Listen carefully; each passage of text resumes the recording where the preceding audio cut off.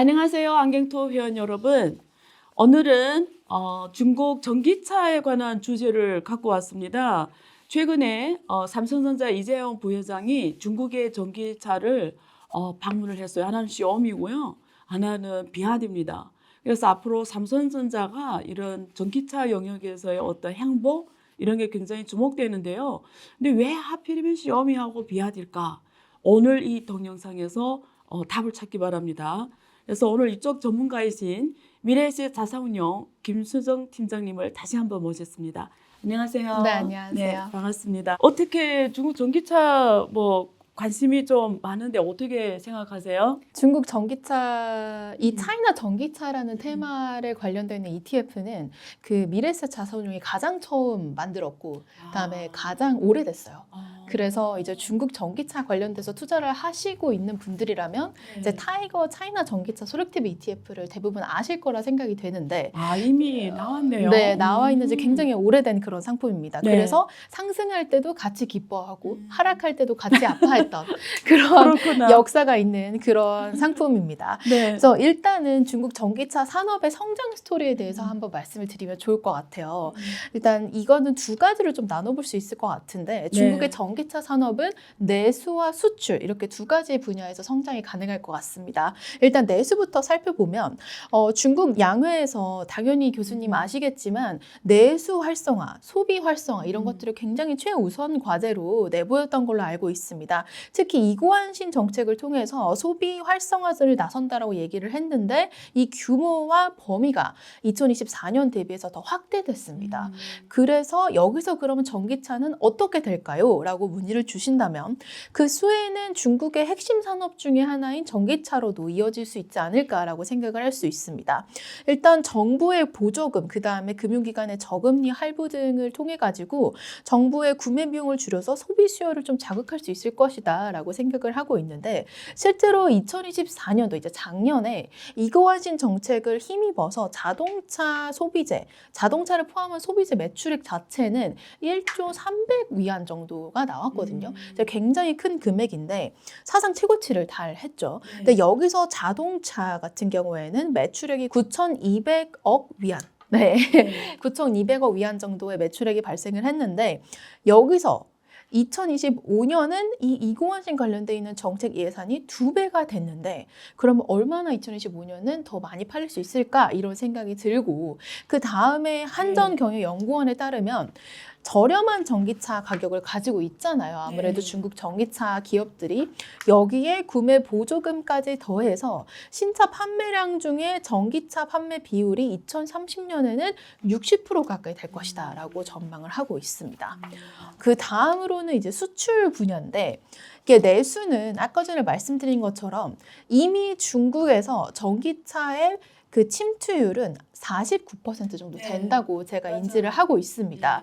근데 그 49%에서 60이 되고 60에서 70이 되고 이런 시나리오도 물론 매력적이지만 중국 내수뿐만이 아니라 거의 다 왔으니까 내수는 이제 해외로 진출을 해야 된다라고 생각을 하고 있는데, 이런 부분에서도 중국 기업들이 되게 잘 하고 열심히 하고 있다라고 생각이 됩니다. 최근에는 신흥국 시장에서 중국 전기차 판매량이 상당히 매력적인 숫자들이 나타나고 있는데요. 물론 트럼프 관세 영향으로 미국과 유럽은 진출하는 게 그렇게 쉽지만은 않습니다. 현실적으로. 하지만 미국 외 국가들은 중국의 저렴한 전기차를 환영하는 그런 모습들을 확인할 수 있었고요. 특히 남아프리카 공화국에서는 중국 자동차 판매가 2019년 대비 5배 정도 늘었다라고 얘기가 나오고 있고, 전체 자동차 판매량에서 10%나 차지를 하고 있다라는 데이터도 제가 확인할 수 있었습니다. 그래서 미국으로 가는 거는 어려울지 몰라도 그 외 다른 나라들에서 중국 전기차, 저렴한 전기차를 환영을 하고 있다라고 봐주시면 될 것 같고요. 컨설팅 업체 그 엘릭스 파트너스는 중국 자동차 업체들이 세계 시장에서 점유율이 지금 현재 3% 정도 되는데, 그 3%가 2030년에는 13%로 늘어날 것이다. 중국을 빼고. 만약에 중국을 더한다면 이 점유율은 33%를 찍을 것으로 예상을 하고 있습니다. 그러면 이거를 그냥 단순하게 계산을 해보면 2030년에 전 세계 이제 돌아가고 있는 자동차 세대 중에 한 대는 중국 자동차의 가능성이 있다라고 판단을 하고 있는 거죠. 실제로 그 비아디 가장 네. 대표적인 회사죠. 이 비아디의 해외 수출 증가율은 굉장히 매력적입니다. 저도 그려보고 놀랐는데 본격적으로 영업을 시작했던 2023년 1분기 대비해서 2025년 1분기 해외 판매 대수 예상치는 약 3배에 달합니다.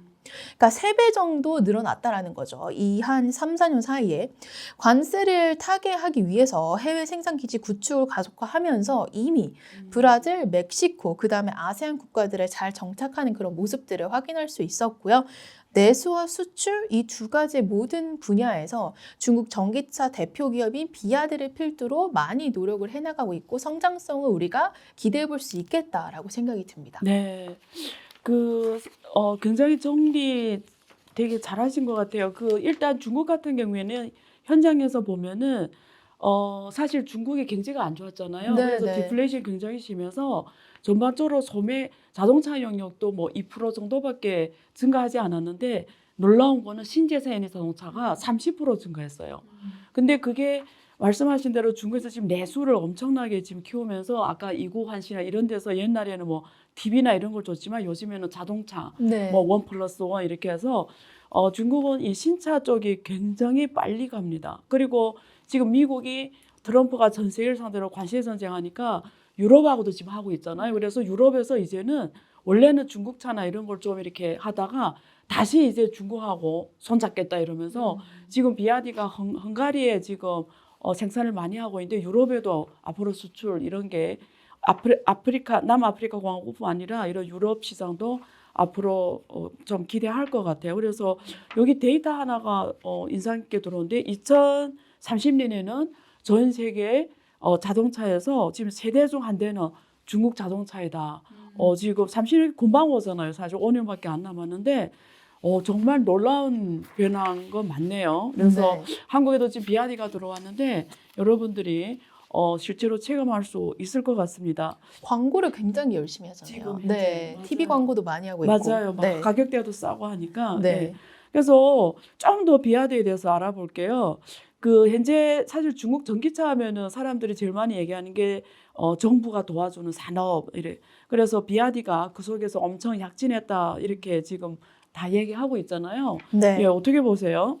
뭐 비아디가 정부 도움으로 이제 크게 성장한 것은 맞는데 올해 다시 좀 각광을 받는 이유는 정부의 도움뿐만이 아니라 그 지난 시간에 나와서 말씀드렸던 딥시크 출연 이후로 자율주행에도 비아디가 이제 뛰어들었기 때문에 그거에 대한 성장성도 굉장히 매력적이겠다라고 평가를 받고 있습니다. 그래서 아시겠지만 비아디는 2월 10날 스마트화 전략 발표회에서 향후 전 모델에 에이다스를 탑재를 하겠다라고 얘기를 했고 이거를 신의 눈이라는 이름으로 이제 발표를 했습니다. 물론 그 비아디가 매출액의 90%는 20만 위안 이하인 저가 모델 전기차로부터 발생을 합니다. 하지만 이것만으로는 앞으로 성장성을 기대하기는 어렵다라고 본인들도 느꼈겠죠. 딥시크가 나왔으니까. 그래서 더 똑똑한 되게 저렴한 전기차에 소프트웨어를 탑재해서 더 똑똑한 스마트한 카가 중국 대표 전기차 기업에서도 나온다라고 봐주시면 될 것 같고요. 비아디가 발표한 아다스는 딥시크 R1 모델과 동일한 아키텍처를 가지고 있습니다. 그래서 딥시크의 발전으로 비아디도 자극을 받아서 우리도 자율주행 하겠습니다라고 얘기하고 있는 거다라고 이해해 주시면 될 것 같고 그리고 비아디 회장은 2월 10일 발표에서 우리 회사가 중국에서 가장 큰 자동차 데이터를 가지고 있다라고 얘기를 하기도 했는데 최근에 비아디 점유율이 샤오미 같은 회사들이 나오면서 예전 같지 않을 수도 있겠다라는 우려들이 나왔는데 그런 것들을 좀 불식시키고자 앞으로의 성장 방향성에 대해서 제시를 했다라고 생각을 하고 있고요. 이에 힘입어서 비아디 주가는 상당히 매력적인 구간으로 접어들었고 물론 근래에 차익 실현 매물이 좀 나오기는 했습니다만 그럼에도 불구하고 전 세계에서 수출 비중을 늘려가고 있는 노력도 하고 있고 내수로 봤을 때도 비아디의 점유율이 압도적인데 그 수많은 차에다가 비아디가 생각한 아다스를 탑재를 해서 그 데이터까지 비아디가 다 수집을 하는 그러한 방향성을 그리고 있다라고 이해해 주시면 될 것 같습니다. 사실은 한국 분들은 그 테슬라의 FSD 이런 거는 익숙한데 아마 비아디, 아다스 뭐 이런 시스템에 대해 익숙하지는 않은 것 같아요. 근데 지금 말씀하신 대로 그 신의 눈, God's Eye라고 하는데 이 아다스 시스템의 이 신의 눈을 통해서 비아디도 이제 데이터 중심으로 해서 자율주행 자동차 이 시대를 열 것으로 우리 팀장님이 전망하고 있고요. 사실 중국 내에서 데이터는 아마 중국 자동차 더 많이 갖고 있잖아요. 그래서 테슬라 자율주행에서 중국 내 사고가 많이 나요. 막 빨간불 막 지나가고 왜냐면 데이터가 걔는 데이터 학습 딥러닝으로 하잖아요. 그리고 카메라만 있고 레이더는 없잖아요. 그런데 중국 자율주행 자동차는 레이더로 맞아요. 하고 그리고 레이더 기반. 근데 그러면서 또 테슬라 이런 데이터 기반의 딥러닝도 지금 갖고 가자고 하는 거예요. 그래서 앞으로 중국 내에서는 적어도 중국 차들이 이런 시스템이 훨씬 더 잘 먹히는 게 지금 현실에서 보여주고 있습니다. 그래서 팀장님께서 이런 비아디의 이런 미래 성장성을 좋게 본다고 저는 느꼈고요.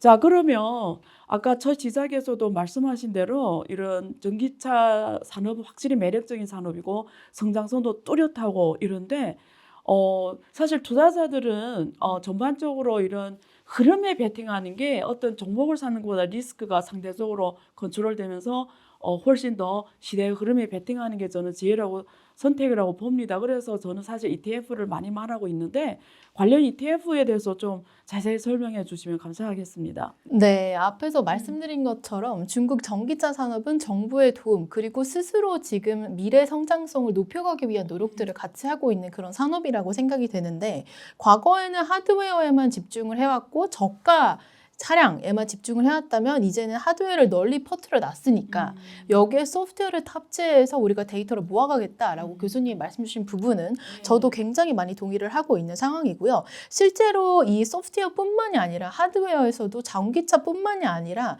차저, 슈퍼차저 쪽에서도 비아디가 얼마 전에 발표를 했는데 저도 보고 굉장히 놀랐습니다. 17일 날 중국 선진 본사에서 기술 공개 행사를 열었고 거기서 비아디의 초고속 충전 플랫폼인 이제 슈퍼이 플랫폼을 처음으로 공개를 했습니다. 근데 여기에 대해서 이제 발표한 데이터에 따르면 약 5분의 충전으로 400km를 주행할 수 있다라고 얘기를 했는데 이 같은 설명이 만약에 사실이라면 테슬라 충전기인 슈퍼차저보다도 2배 정도 빠른 수준이거든요. 5분 충전하면 부산까지 갈 수 있다는 거. 네, 그런 그런 비슷하게 말입니다. 되네요. 네, 거의 비슷한 네. 수준으로 된다. 네. 근데 물론 아직 이제 네. 실질적으로 이제 충전을 해서 가본 분은 없으니까 그렇죠. 저희가 알 발표에 수는 따르면. 네, 발표에 따르면 그렇습니다. 그지만 그렇게 발표를 했다는 것 자체도 굉장히 고무적이라고 그렇죠. 저는 생각을 했었고, 대단한 거죠. 네, 예. 대단한 거고요. 예. 거기에 신의 눈이라고 아까 전에 말씀드렸던 소프트웨어까지 더해진다면 전체적으로 중국의 전기차 밸류 체인이 한층 더 확장되는 그런 상황이라고 생각이 되거든요.